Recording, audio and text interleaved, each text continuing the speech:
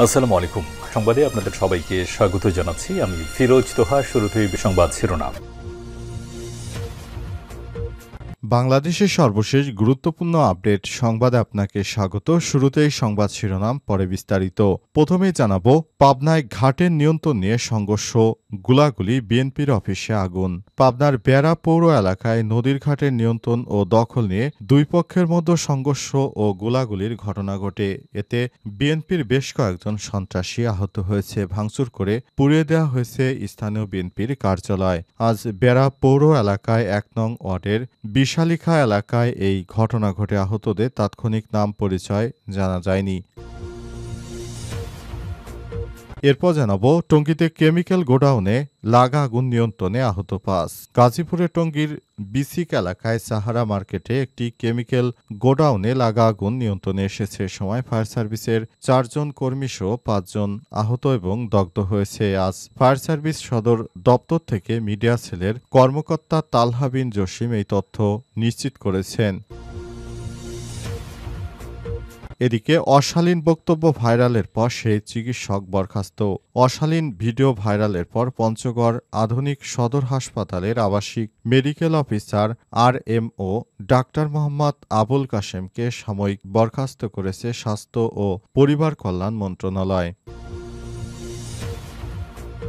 এদিকে মির্জা ফখরুলের সঙ্গে ক্যাথরিন সিসিলের সৌজন্য সাক্ষাৎ। বাংলাদেশ জাতীয়তাবাদী দল বিএনপির মহাসচিব মির্জা ফখরুল ইসলাম আলমগীরের সঙ্গে সৌজন্য সাক্ষাৎ করেছে ডেমোক্রেসি ইন্টারন্যাশনাল চিফ অব পার্টির ক্যাথরিন সিসিল। আজ রাজধানীর গুলশানে বিএনপির চেয়ারপারসনের রাজনৈতিক কার্যালয়ে এই সৌজন্য সাক্ষাৎ অনুষ্ঠিত হয়।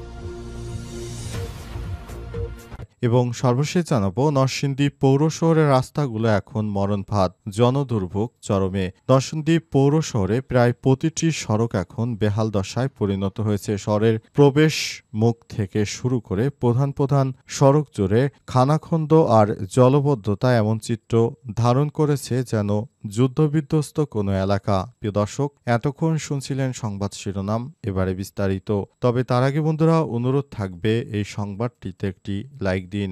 এই চ্যানেলে আপনি নতুন হয়ে থাকলে আমাদের সংবাদটি দেখতে দেখতে চ্যানেলটি সাবস্ক্রাইব করে রাখুন। কমেন্ট করে বন্ধুরা আপনার মূল্যবান মতামত জানিয়ে দিন আপনি বিশ্বের কোন দেশ থেকে বা বাংলাদেশের কোন স্থান থেকে আমাদের সঙ্গে রয়েছেন। আর বন্ধুরা, এই সংবাদটি আপনার সোশ্যাল মিডিয়া ফেসবুকে শেয়ার করে বন্ধুদেরও দেখার সুযোগ করে দিন। এবারে বিস্তারিত।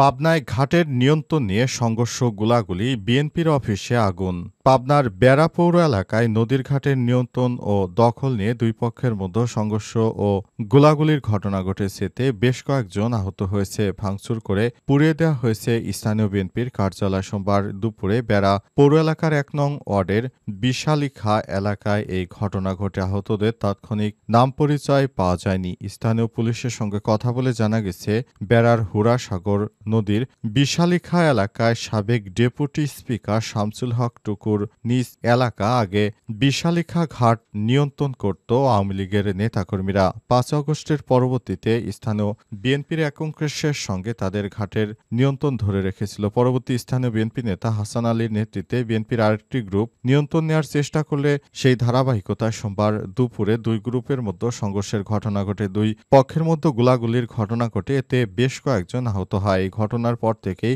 এলাকায় থমথমে অবস্থা বিরাজ করছে। অনেকেই বলছেন, বিএনপির কাজই হচ্ছে মাঠঘাট, খালখন্দ দখল করা, কিন্তু বড় বড় জায়গায় তাদের কোনো মুরদ নেই। বিএনপির কাজই হচ্ছে টেম্পো স্ট্যান্ড, বাস স্ট্যান্ডের মতো বিভিন্ন জায়গা দখল করে সেখান থেকে নিয়মিত চাঁদা আদায় করা। এসব করতে গিয়ে বিএনপির আজ এই পরিস্থিতি দেখতে হচ্ছে। টঙ্গীতে কেমিক্যাল গোডাউনে লাগা আগুন নিয়ন্ত্রণে আহত ৫। গাজীপুরের টঙ্গীতে বিসিক এলাকায় সারা মার্কেটের একটি কেমিক্যালের গোডাউনে আগুন লাগার ঘটনা ঘটে। সেই আগুন নিয়ন্ত্রণে কাজ করে ফায়ার সার্ভিস। অবশেষে আগুন নিয়ন্ত্রণে আসলেও ৫ জন আহত হয়েছে। এই ঘটনার পর পুরো এলাকায় থমথমে পরিস্থিতি বিরাজ করছে।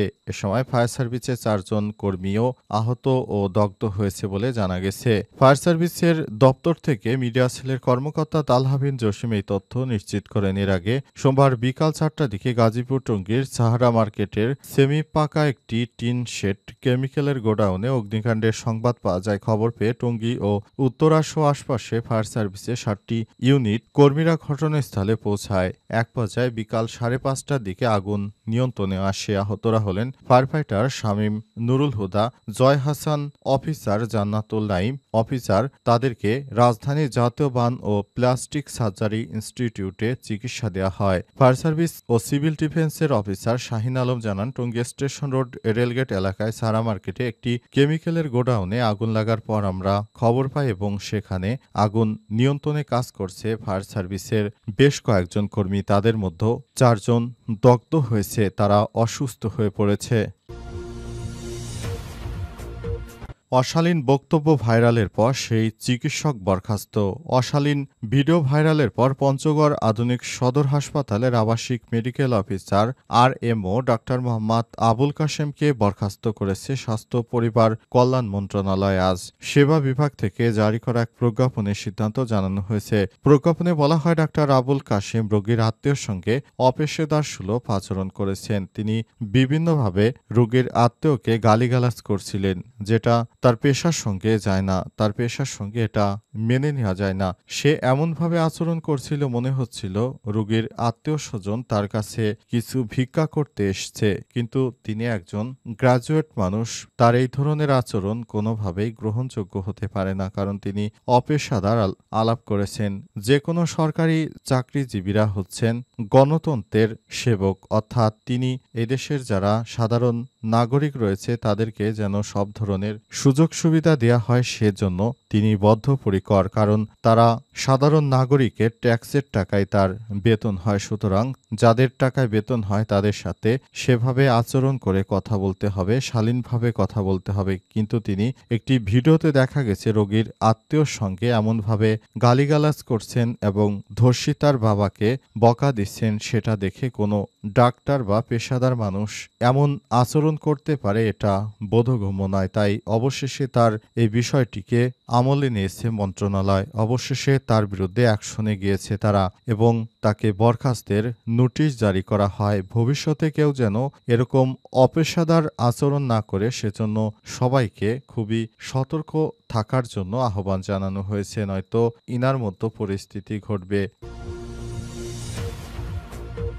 মির্জা ফখরুলের সঙ্গে ক্যাথরিন সিসিলের সৌজন্য সাক্ষাৎ। বাংলাদেশ জাতীয়তাবাদী দল বিএনপির মহাসচিব মির্জা ফখরুল ইসলাম আলমগীরের সঙ্গে সৌজন্য সাক্ষাৎ করেছেন ডেমোক্রেসি ইন্টারন্যাশনাল চিফ অব পার্টির ক্যাথরিন সিসিল। রোববার ২১শে সেপ্টেম্বর সন্ধ্যায় রাজধানীর গুলশানে বিএনপির চেয়ারপারসনের রাজনৈতিক কার্যালয়ে এই সাক্ষাৎ অনুষ্ঠিত হয়। এ সময় আরও উপস্থিত ছিলেন বিএনপির যুগ্ম মহাসচিব Syed Emran Saleh Prince, DI principal director ড মোহাম্মদ আবদুল আলীম ও ডেপুটি কমিশনার সহ আরও অনেকেই। তারা আগামী রাজনীতি এবং ভবিষ্যতের রাজনীতি, বাংলাদেশের করণীয় কি এবং নতুন বাংলাদেশ গড়তে কিভাবে কাজ করবে তারা, তা বিএনপি সরকার ক্ষমতায় আসলে তারপর দেশের জন্য তারা কি কি করবে ইত্যাদি বিষয় নিয়ে আলোচনা করেছেন। আগামী নির্বাচন যেন সুষ্ঠু হয় সেজন্য ইউরোপীয় ইউনিয়ন থেকে সব রকমের প্রতিশ্রুতিও দেওয়া হয়েছে। বাংলাদেশের অন্তর্বর্তীকালীন সরকারের প্রধান উপদেষ্টা প্রফেসর ড মোহাম্মদ ইউনূসের সরকার নতুন বাংলাদেশ গড়ার জন্য তিনি একসঙ্গে কাজ করেছেন। তাই নতুন বাংলাদেশ গড়ার জন্য অন্তর্বর্তীকালীন সরকারের প্রধান উপদেষ্টা প্রফেসর ড মোহাম্মদ ইউনূসের সরকার তিনি ভালোভাবে কাজ করছেন এবং বিএনপি যেন সরকার গঠন করতে পারে এজন্য বিএনপিও মাঠ পর্যায়ে তারা অনেক কর্মসূচি বাড়িয়েছে এবং জনগণের সঙ্গে তারা কানেক্টিভিটি বাড়িয়েছে, এমনটাই জানিয়েছেন মির্জা ফখরুল।